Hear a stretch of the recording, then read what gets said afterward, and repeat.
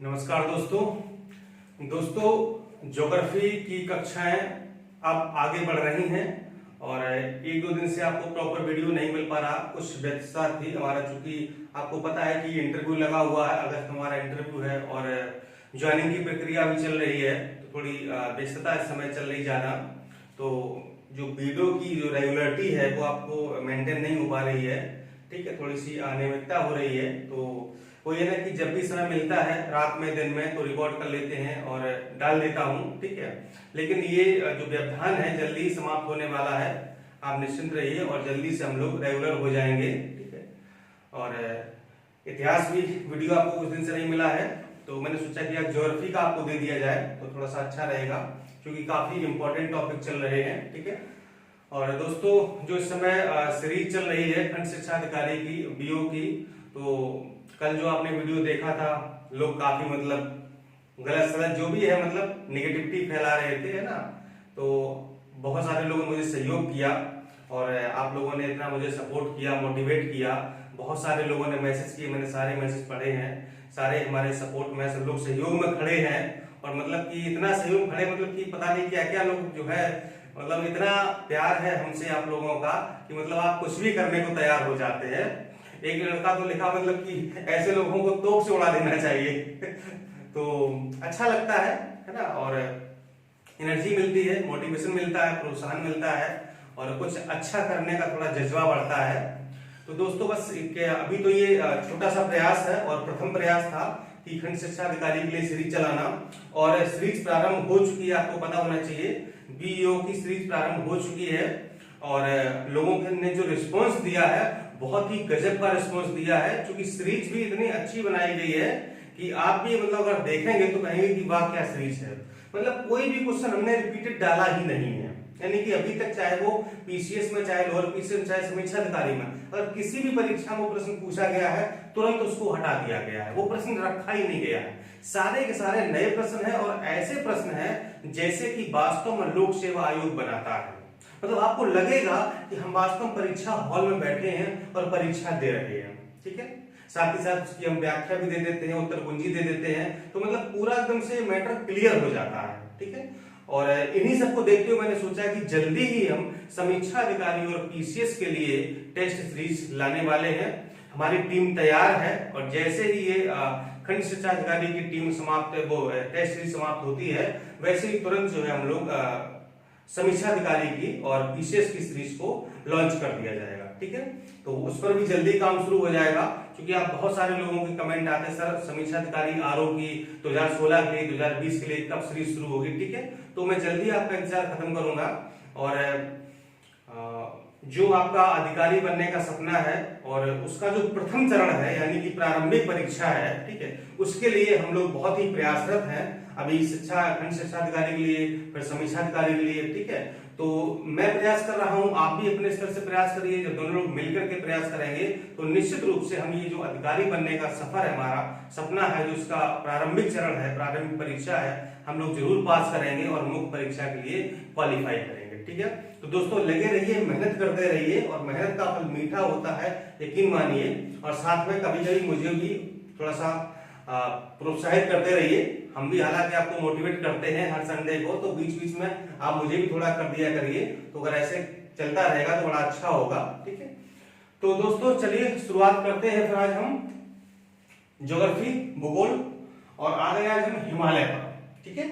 और हिमालय चूंकि काफी बड़ा टॉपिक है तो इसको हम लोग 3-4 भागों में विभाजित करके पढ़ेंगे और उसको समझेंगे, अच्छे से समझेंगे, ठीक है। और उन्हीं चीजों को पढ़ेंगे हम लोग जो परीक्षा में पूछी जाती है, ठीक है। हालांकि हिमालय को हम लोग पूरा समझेंगे कि क्या इसका सिस्टम है, ठीक है, कैसे कैसे बना है, और जो हिमालय की जो उत्पत्ति हुई है, तो सिद्धांत है, वो पीछे वाले वीडियो में हम आपको सारे बता चुके हैं, ठीक है।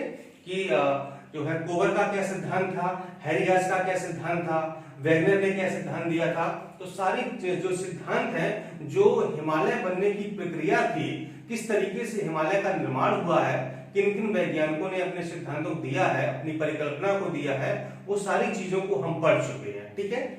आज हम पढ़ेंगे वास्तव में हिमालय के बारे में कि हिमालय है क्या और ये कितने भागों में विभाजित है, ठीक है। तो देखिए मैं आपको थोड़ा सा बता देता हूं पहले आपको। ये देखिए, आप देख रहे हैं, ये यहां से लेकर के क्या है, ये हिमालय मैंने बनाया हुआ है। ठीक है, चलिए पहले 2-3 पॉइंट हम पढ़ते हैं, फिर आपको बताते हैं।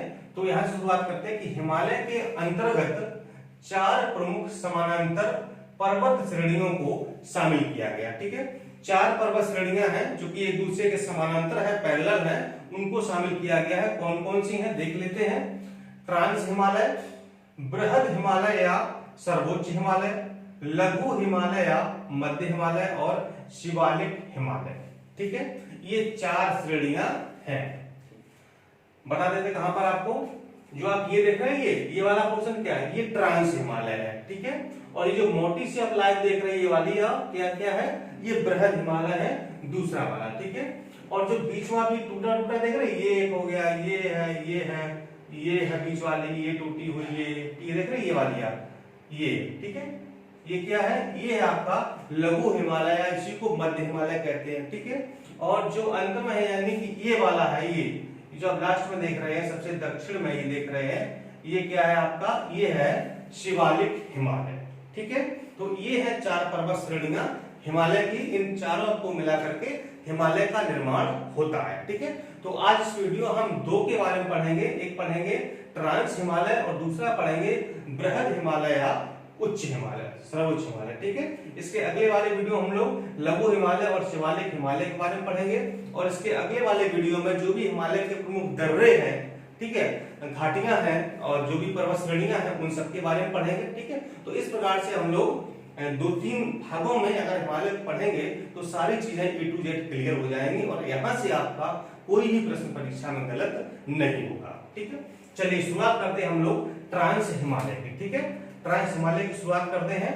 तो पहले इसको समझिए आप, ट्रांस हिमालय है कहाँ, जो ट्रांस हिमालय ये है ना, ये जो आप जो जम्मू कश्मीर वाला क्षेत्र देख रहे हैं ना, ये वाला, ठीक है, इसी को कहा जाता है ट्रांस हिमालय। ठीक है, यानी कि जो ट्रांस हिमालय का क्षेत्र है वो बेसिकली जम्मू कश्मीर में फैला हुआ है। ठीक है, चलिए इसे पार हिमालय भी कहा जाता है। ठीक है, पार हिमालय क्यों कहा जाता है, पार हिमालय इसलिए कहा जाता है क्योंकि जो ये बृहद हिमालय है, इसके पार यानी कि उस पार, ठीक है, जो ये बृहद हिमालय देख रहे हैं ना, तो इसके जो उस पार स्थित है, इसलिए इसे पार हिमालय भी कहा जाता है। ठीक है, और इसका निर्माण हिमालय से पूर्व हो चुका था, यानी जो इसका निर्माण है, तो जब हिमालय का निर्माण हुआ था तो इससे पहले ट्रांस हिमालय का निर्माण हो चुका था। यानी कि यूं कहें कि सबसे पहले निर्माण किसका हुआ है, तो ट्रांस हिमालय का निर्माण सबसे पहले हुआ है, और उसके बाद हिमालय का निर्माण हुआ है। ठीक है, चलिए इसका निर्माण तैथिस भूसंगति में जमा अवसादी मलबों से नहीं हुआ, यह यूरेशियन प्लेट का भाग है। पीछे मैं वाले वीडियो में मैंने आपको बताया था, ठीक है, जो कोबर्न ने और हैरी एस ने सिद्धांत अपने अपने दिए थे। ठीक है, हैरी एस का था यूरेशियन प्लेट वाला, ठीक है, यूरेशियन और भारतीय प्लेट वाला। ठीक, और जो कोबर थे वो क्या कह रहे थे कि जो यानी कि उत्तर साइड से और दक्षिण साइड से जो मतलब कि गोंडवाना लैंड और अंगारा लैंड की जो नदियां थी वो अवसादों को ला रही थी और जो है तैथिस सागर में जमा कर रही थी, और उसके जो है उसका क्या होगा, अवतरण होने लगा, और धीरे धीरे क्या हुआ, हिमालय का निर्माण हो गया। ठीक है, तो कहने का मतलब ये है कि जो बृहद हिमालय है, ठीक है, यानी कि यह कहें जो बृहद हिमालय है और मध्य हिमालय है और शिवालिक हिमालय है, इन तीनों का निर्माण तो तैथिस सागर में जो अवतरण हुआ उसकी वजह से हुआ है, लेकिन ट्रांस हिमालय का निर्माण अवसादों की वजह से नहीं हुआ है। किससे हुआ है, कह रहे हैं कि ये यूरेशियन प्लेट का भाग है। ठीक है, तो ये जो ट्रांस हिमालय है ये किससे, यानी कि तैथिस भूसंगति में जमा अवसादी मलबों से नहीं हुआ है, बल्कि ये यूरेशियन प्लेट का भाग है। ठीक है, नेक्स्ट देखिए, अत्यधिक ऊंचाई के कारण वर्ष भर, 2 बार लिख दिया है और वर्ष भर है, इसको हटा देते हैं। ठीक है, वर्ष भर हिमाच्छादित रहता है, जिसके कारण यहाँ वनस्पतियां नहीं पाई जाती हैं। ठीक है, तो यहाँ पर क्या साल भर जो लद्दाख वगैरह है ना, जहाँ पर सियाचिन वगैरह ग्लेशियर है, तो वहां पर मतलब साल भर बर्फ ही गिरती है, मतलब कि 2-4 फीट मतलब मीटर ऊंची बर्फ जमी रहती है। तो वहां पर घास वास मतलब जब बर्फ ही जमी है तो घास और वनस्पतियां कहां से उगेंगी, तो यहाँ पर वनस्पतियां नहीं पाई जाती। ठीक है, और इसके अंतर्गत 3 पर्वत श्रेणियों को रखा जाता है। ठीक है, यानी कि ट्रांस हिमालय में तीन पर्वत श्रेणियां हैं, तीन पर्वत श्रेणियों को मिला करके ट्रांस हिमालय का निर्माण हुआ है। कौन कौन सी देख लेते हैं। काराकोरम, ठीक है, लद्दाख और जास्कर, ठीक है। काराकोरम यानी जो सबसे ऊपर वाली चोटी है, ये वाली आप देख रहे हैं, ये वाली, ये क्या है, काराकोरम है। जो बीच में ये आप देख रहे हैं, ये वाली, ये क्या है, लद्दाख है।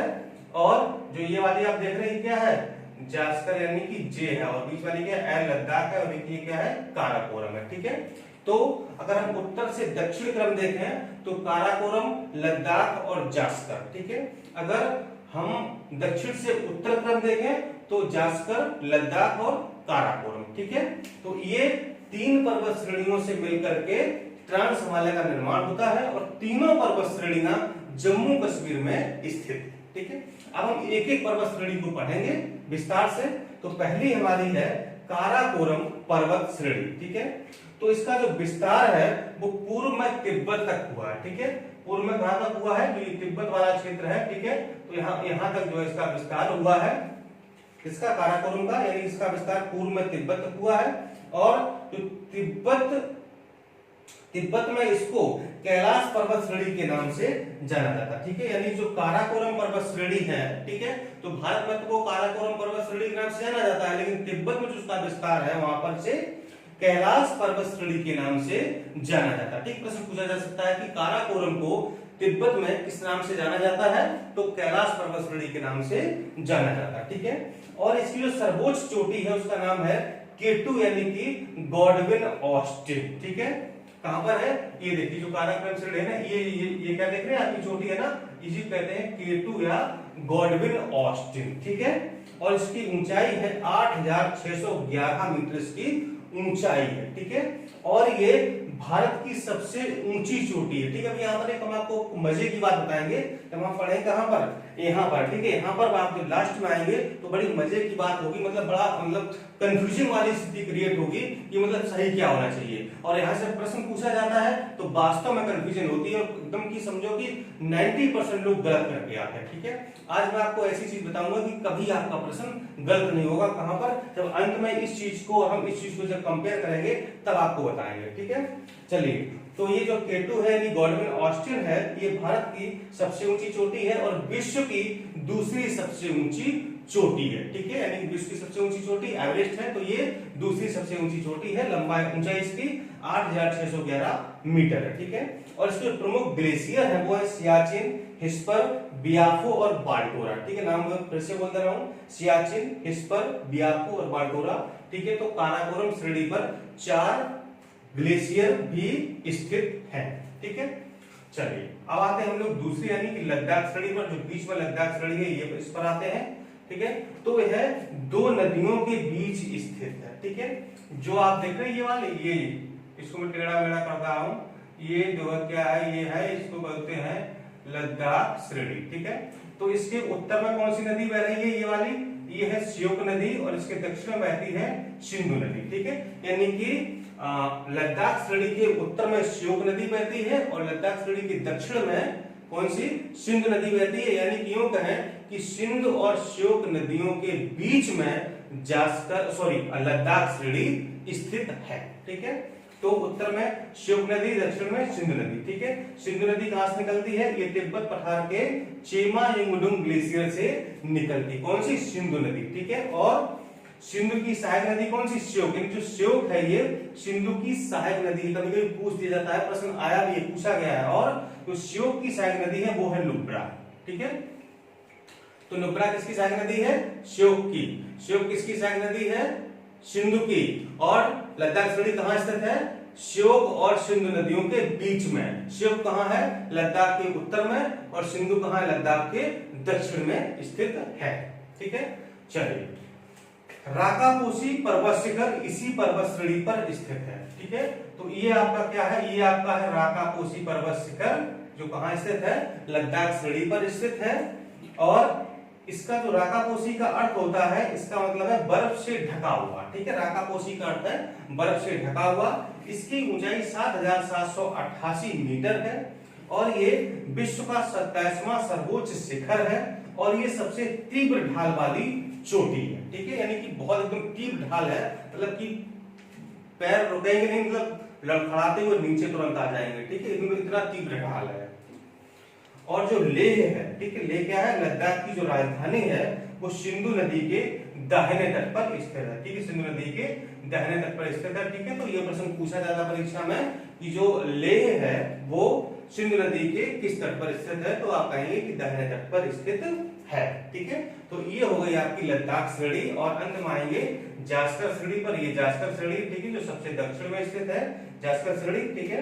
तो नंगा पर्वत इस पर्वत श्रेणी की सबसे ऊंची चोटी है, ठीक है।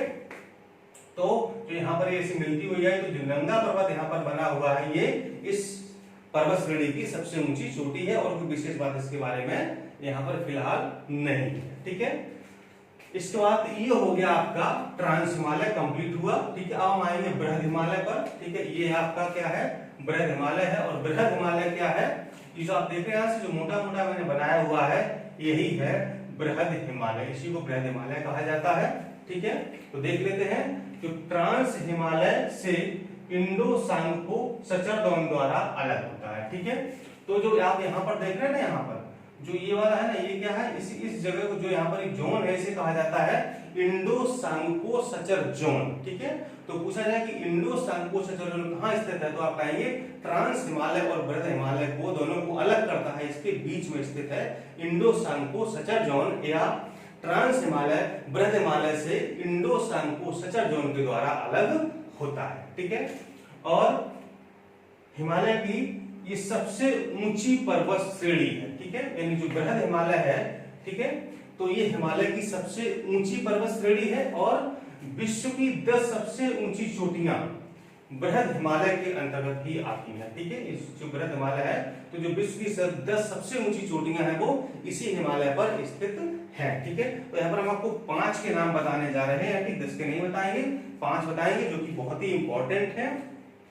पहला है माउंट एवरेस्ट, ठीक है, ऊंचाई इसकी यहाँ पर चोटी लिखा हुआ है, ऊंचाई और इसकी स्थिति कहां पर है, तो माउंट एवरेस्ट इसकी ऊंचाई 8,848 मीटर, और ये स्थित कहां पर है, ये नेपाल में स्थित है। दूसरी है कंचनजंगा 8,586 मीटर, सिक्किम में स्थित है। मकालू 8,481 मीटर, नेपाल में स्थित है। धौलागिरी 8,167 मीटर, भारत में स्थित है। और मसालू 8,163 मीटर, नेपाल में, ठीक है। ये मकालू है, ये मसालू है, ठीक है। तो ये इसकी इनकी स्थिति है, देखिए यहाँ पर देख रहे हैं, ये क्या है, ये देखिए ये कंचनजंगा यहाँ पर स्थित है, ये मकालू स्थित है, ये एवरेस्ट स्थित है, और ये धौलागिरी स्थित है। और ध्यान रखिएगा ये इनका पूर्व से पश्चिम क्रम भी है, ये क्रम भी पूछा जाता है, ठीक है। तो जो कंचनजंगा सबसे पूर्व में है, इसके पश्चिम में कौन सी है, मकालू है, इसके पश्चिम में एवरेस्ट है, इसके पश्चिम में मसालू है, और इसके पश्चिम में धौलागिरी है, ठीक है। तो ये क्रम भी पश्चिम से पूर्व या पूर्व से पश्चिम पूछ लिया जाता है, ठीक। चलिए, जो मतलब कि विश्व की सबसे ऊंची चोटियां हैं उनका क्रम। अब माउंट एवरेस्ट के बारे में कुछ और जानकारी है वो आपको बता दें। इसको विभिन्न देशों में, यानी कि अलग अलग देशों में अलग अलग नाम से जाना जाता है, ठीक है। तो इसको नेपाल में सागरमाथा के नाम से जाना जाता है, म्यांमार में अराकानियोमा के नाम से जाना जाता है, और तिब्बत में चोमो लुंगमा के नाम से जाना जाता है। और चोमो लुंगमा का अर्थ होता है पर्वतों की रानी, ठीक है। और बृहद हिमालय पर 2 ग्लेशियर भी स्थित हैं, गंगोत्री और यमुनोत्री, यानी जो बृहद हिमालय आप देख रहे हैं ना, इस पर 2 ग्लेशियर भी स्थित हैं, गंगोत्री और यमुनोत्री, ठीक है। और अंतिम पॉइंट है जो आपको कंपैरिजन कराने वाले हैं कि भारत में स्थित हिमालय की सबसे ऊंची चोटी, पर्वत चोटी कौन सी है, कंचनजंगा है, ठीक है, यानी विश्व की तीसरी सबसे ऊंची चोटी, ठीक है। देखिए यहाँ पर आपने क्या पढ़ा था कि जो भारत की सबसे ऊंची चोटी कौन सी है, गॉडविन ऑस्टिन, ठीक है। ये कहां पर स्थित है, ये पीओके में, पाक ऑक्युपाइड कश्मीर में स्थित है।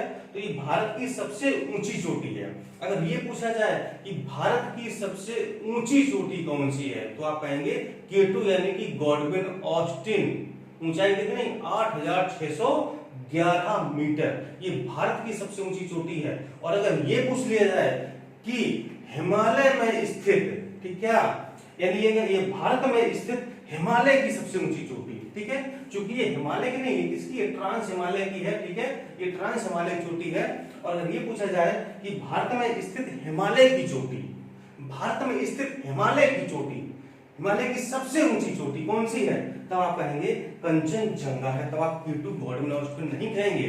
ठीक है, क्योंकि वो वास्तव में भारत में भी स्थित है और हिमालय पर भी स्थित है। ठीक है, ये भारत की तो है लेकिन हिमालय पर स्थित नहीं है। कहां पर है, ये ट्रांस हिमालय पर स्थित है। ठीक है, तो ये दोनों में अंतर है कि भारत में स्थित हिमालय की सबसे ऊंची चोटी कौन सी, कंचनजंगा, जो कि विश्व की तीसरी ऊंची चोटी है, और भारत की सबसे ऊंची चोटी, हिमालय शब्द नहीं वहां पर लगा, वहां पर हिमालय शब्द लगा हुआ, यहाँ हिमालय शब्द नहीं लगा हुआ। भारत की सबसे ऊंची चोटी गॉडविन ऑस्टिन, जो कि विश्व की दूसरी ऊंची चोटी है और वो विश्व की तीसरी ऊंची चोटी है। ठीक है, तो ये दोनों में अंतर है। अगर हिमालय शब्द लग जाए तो फिर कंचनजंगा आप लगाएंगे, अगर हिमालय शब्द नहीं लगा है, सिर्फ भारत की सबसे ऊंची पूछा गया तो फिर आप K2 यानी कि गॉडविन ऑस्टिन बताएंगे। ठीक है, तो दोस्तों ये था आज का लेक्चर ट्रांस हिमालय और बृहद हिमालय, सर्वोच्च हिमालय के बारे में। लघु और शिवालिक आप अगले वीडियो में पढ़ेंगे और इसके बाद दर्रे वगैरह पढ़ेंगे। तो इस तरह से हम लोग धीरे धीरे जो है पूरा ज्योग्राफी कवर कर लेंगे, पहले भारत का फिर वर्ल्ड का। ठीक है, चलिए दोस्तों, मिलता हूं अगले वीडियो में। नमस्कार।